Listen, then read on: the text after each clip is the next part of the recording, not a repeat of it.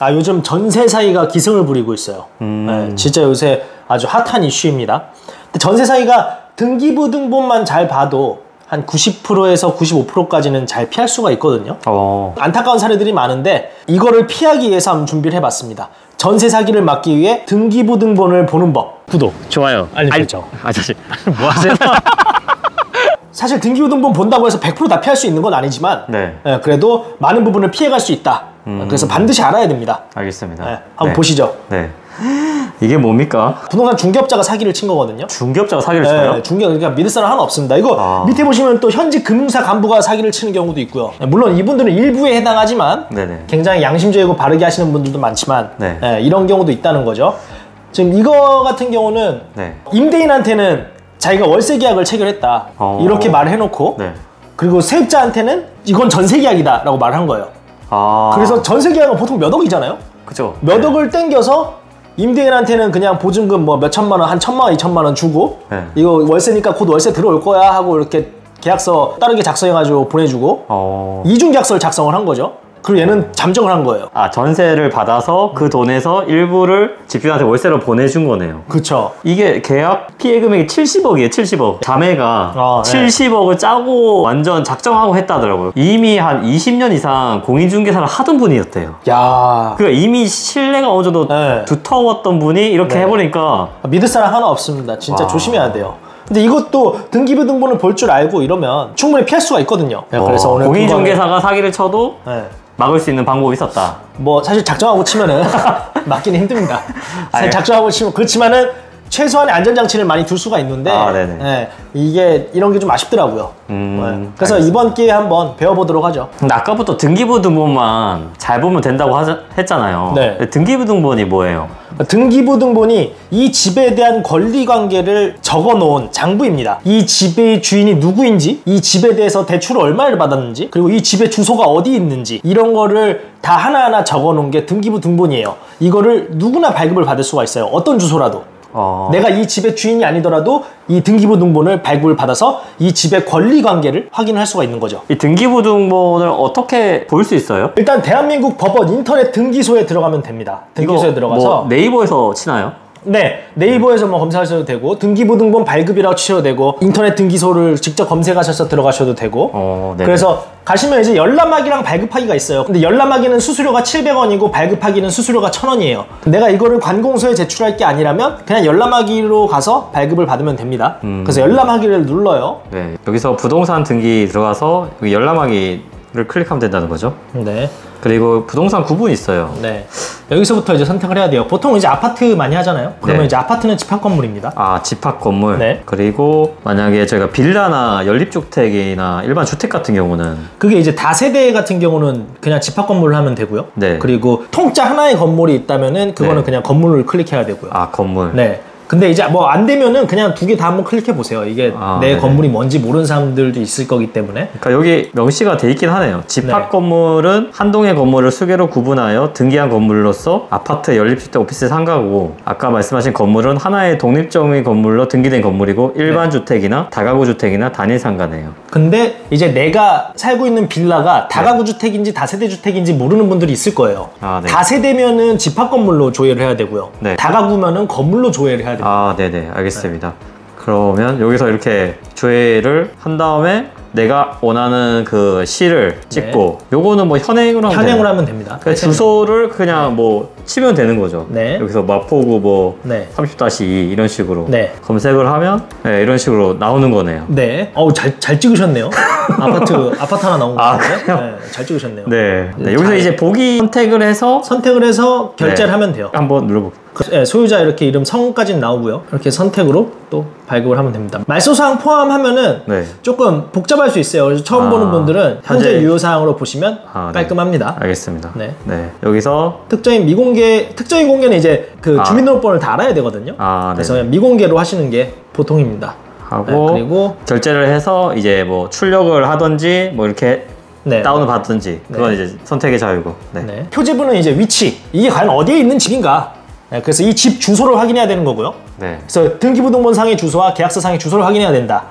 갑구는 소유권에 관한 사항이다. 이게 누구 집인지, 네. 네, 그래서 내가 지금 이 사람과 계약을 하고 있는 게 맞는지 네. 이걸 확인하기 위한 거고요. 을구는 소유권 외의 사항. 그래서 이 사람이 지금 이 집을 갖고 대출이 있는지 없는지, 있다면 얼마를 받았는지, 그 다른 거 가압류 같은 건 없는지, 그래서 내 전세자금을 뺏길 위험이 없는지 이런 거를 판단하는 게 이 을구입니다. 그러면 을구에서 이게 돈을 빌렸을 때 근저당이 잡히잖아요. 네. 몇 퍼센트 정도 이게 잡혀야지 좀 안전하게 볼 수 있을까요? 3억짜리 집이면 어느 정도 부채가 잡혀 있는 게 그래도 좀 안전할까요? 3억짜리 집인데 은행 부채가 예를 들어서 여기 근저당에 나와 있는 게 1억 2천이다. 그러면 내 전세는 한 1억 8천이면 안전한 거 아니냐라고 생각할 수 있지만, 이 집주인은 뭐 국세가 체납돼 있을 수도 있고 직원들의 임금이 밀려 있을 수도 있고, 네. 이러면 이거는 먼저 나가요.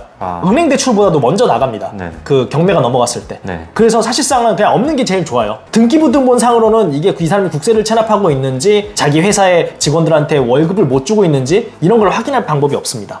언제 이걸 확인하는 거예요? 돈이 건너가는 모든 순간에 확인을 해야 됩니다. 계약할 때만 확인하면 되는 거냐? 네. 뭐 이런 분들도 있는데, 뭐 가계약금부터 시작해서 계약금, 중도금, 잔금, 그냥 돈이 건너가는 모든 순간에 이 등기부등본을 항상 확인을 해야 돼요. 왜냐면 가계약금이나 계약금 건너갈 땐 아무 이상 없었는데, 네. 나중에 이제 가압류가 걸릴 수도 있고요. 실제로 제가 예전에 부동산 회사에서 일할 때 계약금 건너갈 땐 괜찮았는데 이분이 이혼 소송 진행 중이더라고요. 그래서 잔금 넘어갈 때 보니까 남편이 이 사람한테 가압류를 걸었어요. 이 집에. 네. 그럼 이때는 잔금이 건너가면 안 되는 거거든요. 네. 이런 문제도 있었고, 그래서 항상 확인을 해야 된다. 그러면 이 등기부등본은 어떻게 보는지 자세히 좀 설명 좀 부탁드릴게요. 네, 일단 시간을 제일 먼저 봐야 돼요. 등기부등본을 딱 받았다. 그러면은 맨 밑에 시간, 이게 오늘 뗀 건지 이걸 봐야 됩니다. 열람 일자. 그러니까 집주인이 어제 등기부등본을 떼놓고 은행 가서 대출을 신청하고 오늘 나랑 계약하면서 어제 거를 줄 수가 있잖아요. 이러면은 어제 상으로는 대출이 아무것도 안 나오니까 이거 괜찮은가 보다 하고 계약을 할 수가 있어요. 그렇기 때문에 반드시 오늘 당일날 거를 떼야 됩니다. 내가 전세 계약하려는 집이 맞는지 이 주소를 확인해야 돼요. 이 등기부등본상의 주소와 계약서상의 주소가 일치를 해야 돼요. 이게 바로 표제부입니다. 표제부는 이 주소와 날짜를 확인하는 것. 가려놨지만 원래는 세부 주소가 있는 거죠. 네네. 지금 세부 주소가 있고, 네. 표제부는 결국 내가 계약하려는 집의 주소를 나타내는데, 이 등기부등본상의 주소와 계약서상의 주소가 일치하는지를 보기 위해서 확인을 해야 됩니다. 갑구를 보시죠. 갑구는 현재 소유권에 관한 사항이거든요. 지금 내가 계약하기 위해서 내 앞에 앉은 이 사람이 진짜 이 집의 소유자가 맞는지 이걸 확인해야 돼요. 아까 그 이중계약, 그 부동산 공인중개사가 한 사기 같은 경우도 네. 그냥 야 내가 위임 받았으니까 괜찮아 그냥 나랑 하면 돼 라고 한 거예요. 근데 이랬으면은 위임장을 일단 확인해야 되고요. 네. 위임장은 대충이라도 만들어 왔겠죠. 네. 대신 이 집주인과 반드시 통화를 해야 됩니다. 통화를 하면서 제가 지금 이 집을 전세금 얼마에 계약을 하려고 합니다. 맞으시죠? 라고 이렇게 확인하고, 이 집주인의 주민등록번호도 확인을 하고, 이런 식으로 다 확인해서 이 집주인의 의사를 확인을 해야죠. 그리고 제일 중요한 거는 전세금이 소유자의 명의로 들어가야 됩니다.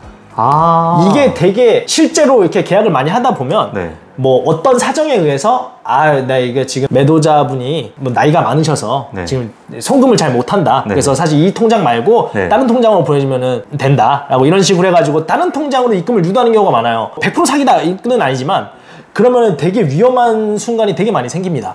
인천 자매 그 사기 사건도 보니까 자기 공인중개사한테 계약금을 보내라고 했대요, 다. 그러니까. 중도금이랑 해외에 있다거나 연로하다거나 집주인이 그런 핑계를 대가지고 그렇게 했다 하더라고요. 절대 안 됩니다. 왜냐면 이거는 확실하겠네. 이거는 만약에 그쵸. 등기부등본 떼고 은행에서 계약금이나 이런 거 입금을 하면 그 사람 명의가 뜨잖아요. 그쵸. 요새는 다. 그거를 크로스포 체크해보면 끝나는 문제네요, 다. 그리고 이제 사실 그 인천 그 사기도 그 집주인 하나 대역을 구했다며. 그 뭐 이름 다 외우고 주민등록번호 외우고 제가 집주인입니다. 맞습니다. 네, 맞습니다. 라고 하면 이제 당할 수밖에 없는 거거든요. 근데 이거는 진짜 확실하네요. 이게 반드시 중요합니다. 근데 만약에 사기를 치려고 작정을 한다 그러면 어떤 이유를 들어서든지 이 소유자 통장이 아니라 다른 통장으로 보내달라고 할 거예요.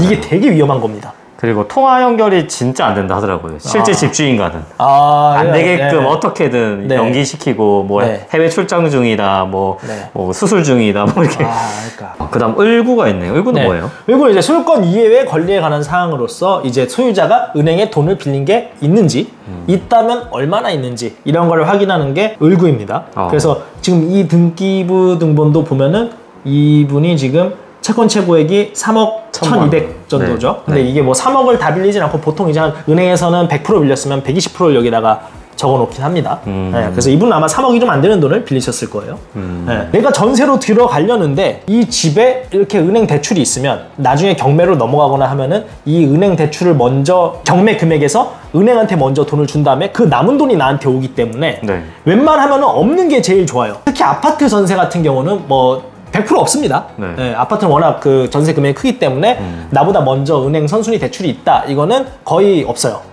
근데 이제 보통 빌라 같은 경우가 많이 문제가 되죠. 빌라 사회 초년생들 들어가는 빌라 같은 경우는 대부분 은행 대출이 다들 있어요. 그래서 그 경우는 어떻게 하냐?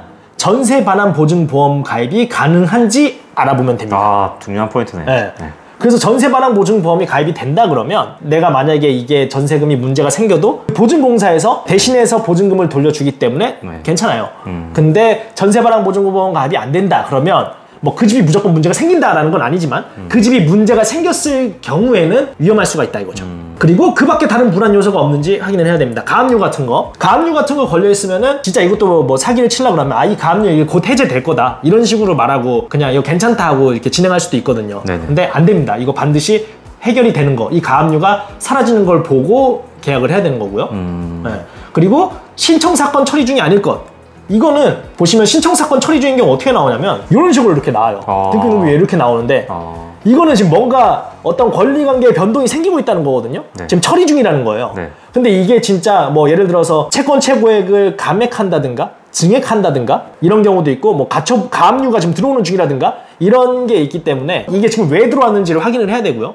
웬만하면 이게 없어지고 나서 이 내용이 변한 다음에 계약을 하는 게 가장 좋습니다. 근데 중요한 정보인데 사실 좀 어려워요. 네, 맞아요. 네, 그리고 이런 걸 좀 공인중개사분들이 좀 알려주시면 좋을 것 같은데 현실은 그렇지 못하잖아요. 아니 뭐 대부분 좋은 중개사분들은 다 친절하게 알려주시고 네. 다 자세하게 설명해 주시는데 아까 그 사기 사건 같은 경우 사실 언제 그런 사기꾼들을 만날지 모르잖아요.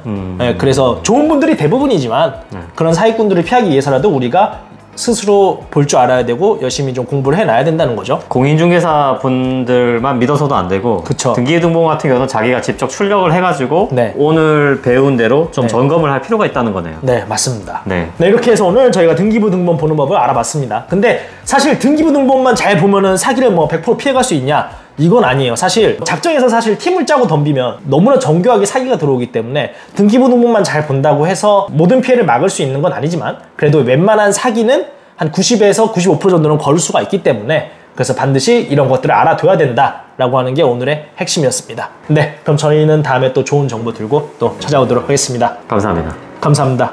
구독, 좋아요. 알림 설정. 사실 뭐 하세요?